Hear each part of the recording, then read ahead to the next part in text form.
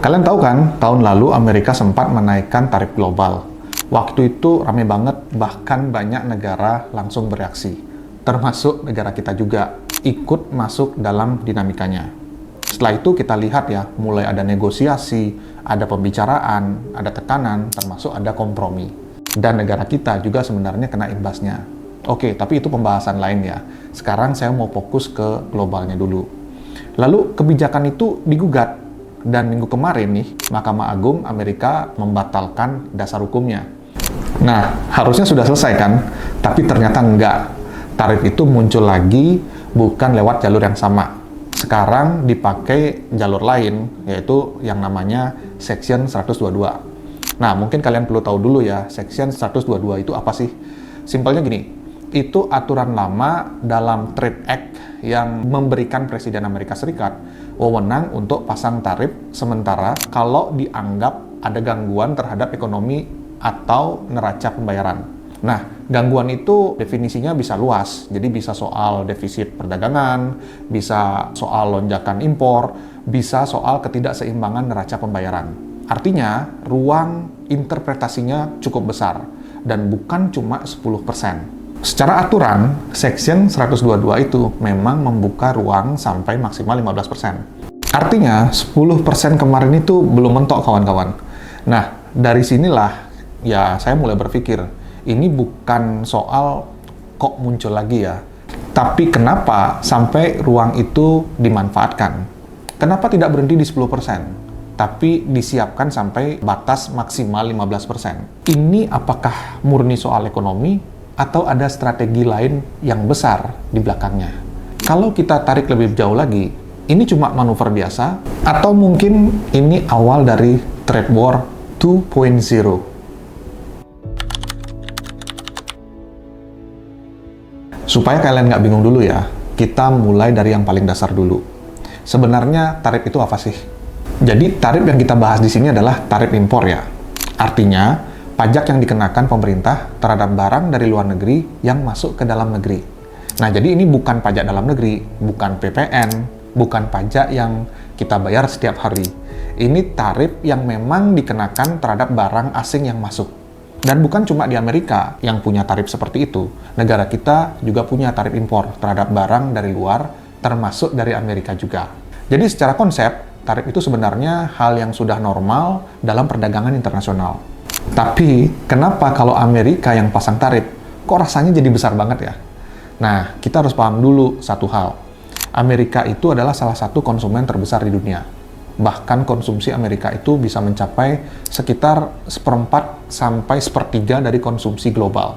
Artinya apa? Artinya kalau Amerika ganggu harga barang impor, itu bukan cuma berdampak ke dalam negeri mereka saja. Supplier dari seluruh dunia itu bergantung pada pasar Amerika. Jadi efeknya bisa merambat ke global. Nah, sekarang kita coba bikin contoh supaya kalian lebih kebayang. Misalnya, Amerika impor baja dari luar negeri seharga $1 juta. Kalau dikenakan tarif 10%, berarti importir harus bayar tambahan $100.000 lagi. Kalau 15%, jadi $150.000. Pertanyaannya adalah, siapa yang menanggung biaya itu? Bisa importirnya, bisa perusahaan yang pakai baja untuk produksi, atau ujung-ujungnya ke konsumen yang bayar lebih mahal. Sampai di sini sudah kebayang kan? Kalau banyak barang kena tarif, harga barang tentu bisa naik. Artinya, kalau harga naik, apa yang terjadi? Inflasi bisa terdorong. Jadi memang kelihatannya angka 10-15% itu kecil ya. Tapi efeknya kawan-kawan bisa merambat kemana-mana. Ke harga, ke daya beli, ke inflasi, dan akhirnya bisa berujung ke kebijakan suku bunga. Jadi tentu ini bukan masalah atau isu kecil. Oke, kita sekarang masuk ke bagian yang lebih dalam lagi ya. Kenapa sih kebijakan ini tetap didorong? Kalau saya melihatnya, paling nggak ada dua sisi. Yang pertama, bisa kita lihat dari sisi politik. Dan yang kedua, dari sisi ekonomi. Nah, kalau kita bicara dari sisi politik dulu ya. Kalau kita bicara tarif sebagai simbol proteksi, ini sebenarnya bukan cerita baru. Kalau kita tarik ke belakang, di era 1980-an, itu pernah ada pembatasan impor mobil Jepang. Lalu, kalau kita lompat ke 2002, di era Presiden Bush, pernah ada tarif baja. Nah, kita masuk lagi ke 2018, di era Trump, ada tarif besar terhadap China lewat Section 301. Artinya apa? Artinya ini bukan yang pertama kali tarif dipakai sebagai tekanan atau proteksi. Dan biasanya yang dilindungi itu bukan industri kecil, kawan-kawan. Biasanya industri yang strategis. Contohnya baja. Di Amerika kita tahu ada US Steel, ada Nucor, itu bukan pemain kecil. Aluminium juga sama. Industri otomotif, kita tahu ada Ford, ada GM, bahkan sekarang ada Tesla yang bisa kita bilang sebagai simbol otomotif modern Amerika. Industri-industri ini bukan cuma soal bisnis. Mereka menyerap tenaga kerja besar, mereka juga punya pengaruh politik yang kuat, kawan-kawan. Dan mereka sangat sensitif terhadap impor yang murah. Kalau baja dari luar jauh lebih murah, ya industri baja dalam negeri pasti akan terpukul. Kalau industri dalam negeri terpukul, tentu itu bisa jadi isu politik. Nah, disitulah tarif sering diposisikan sebagai narasi kita lindungi pekerja dalam negeri. Dan kalau kalian ingat slogan seperti Make America Great Again, narasi proteksi industri domestik itu jadi sangat nyambung.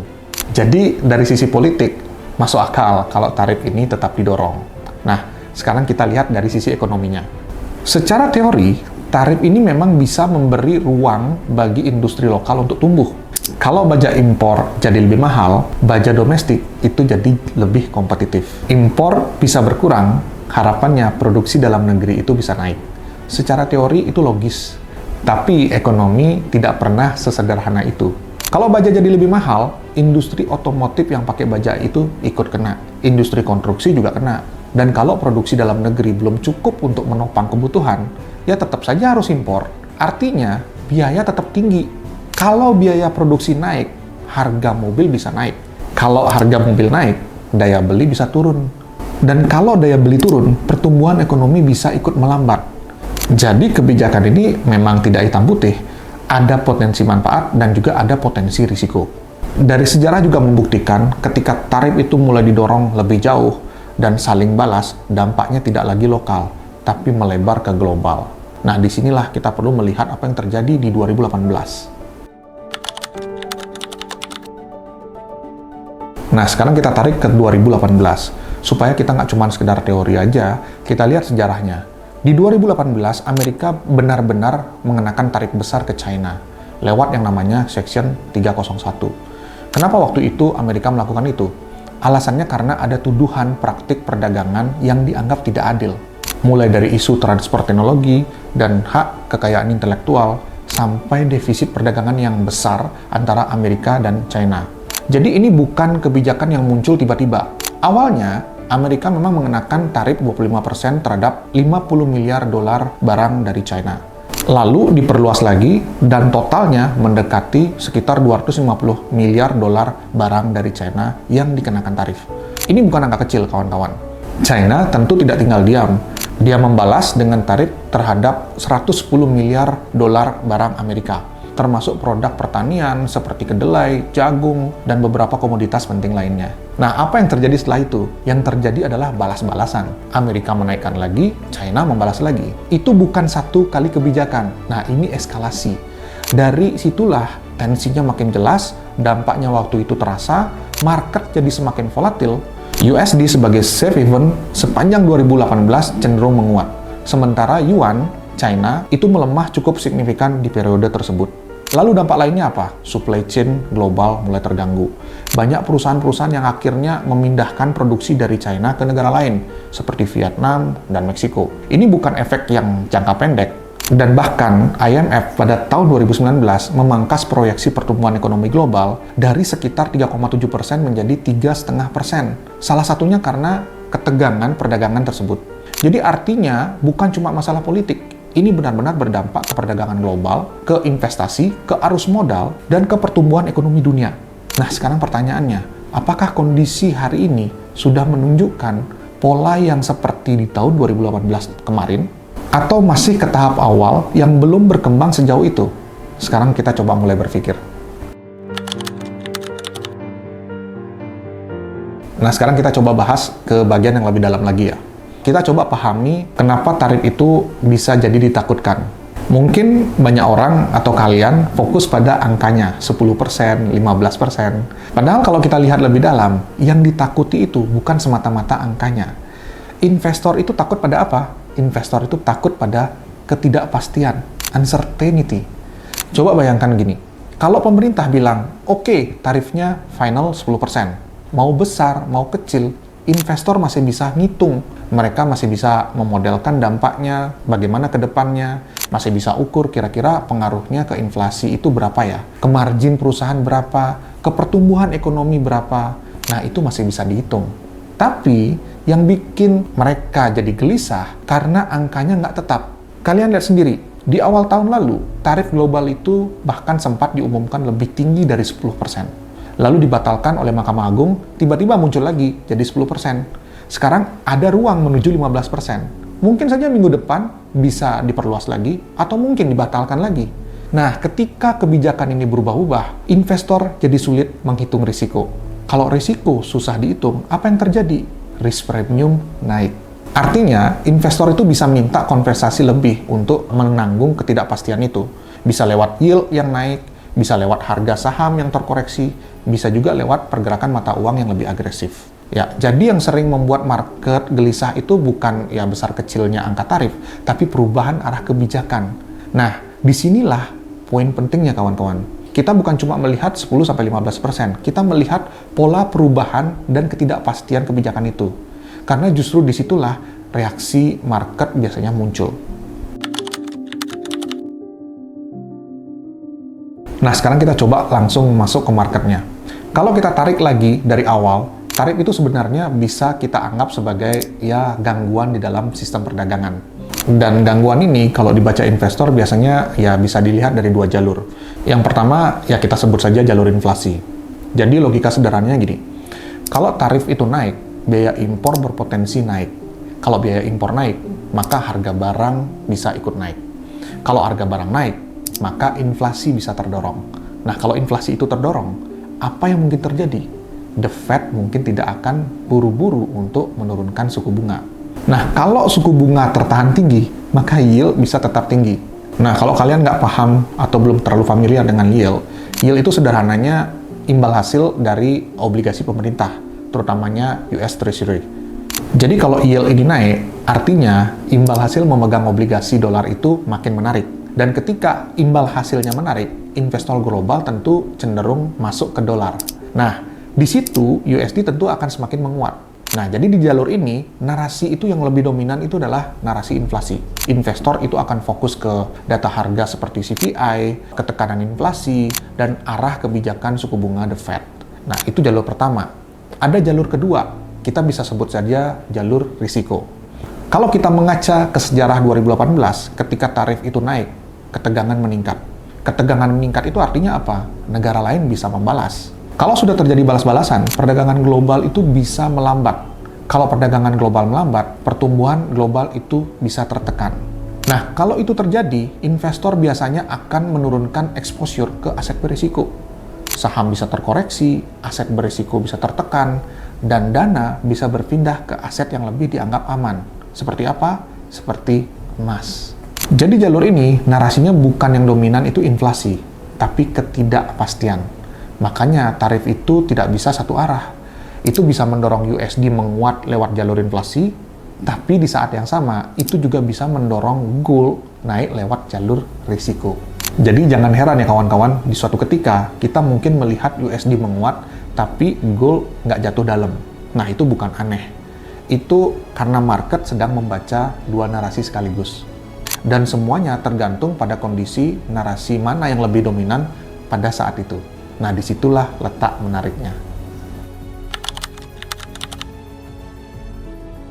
Nah, sekarang kita balik lagi ke pertanyaannya. Sebenarnya ini sudah bisa disebut trade war 2.0 belum sih?